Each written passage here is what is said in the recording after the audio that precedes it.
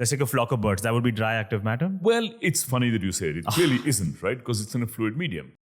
But what happens is that the birds move, because the birds are moving very rapidly, the disturbance of the sort of the viscous disturbance of the air around it is restricted to a very narrow wake behind it. If you think of how an object moves through a fluid, if you're moving very, very slowly, you end up more or less in all directions disturbing the flow. And that flow actually decays very slowly with distance.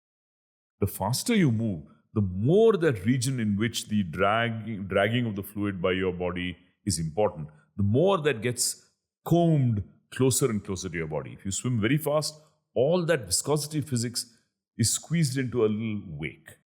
In the case of birds, I haven't seen theories that really discuss in mechanical detail the interaction by the wake. People tend to say we don't worry about the air.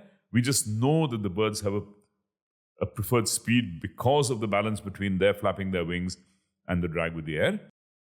They interact with each other not so much by momentum exchange through the air as by perceptual interactions where they change their momentum, they turn. Okay? So people tend to write down dry active matter models to describe birds in the air, but on some time scale, I think they're going to have to worry about the fluid.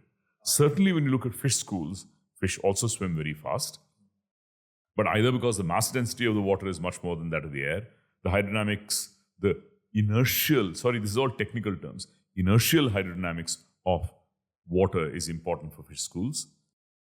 So coming back to the original question, I wouldn't call birds dry active matter, but for many purposes, a description that ignores the medium is okay for birds.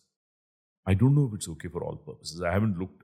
I worry about whether something is missing in the standard flocking models that people write down.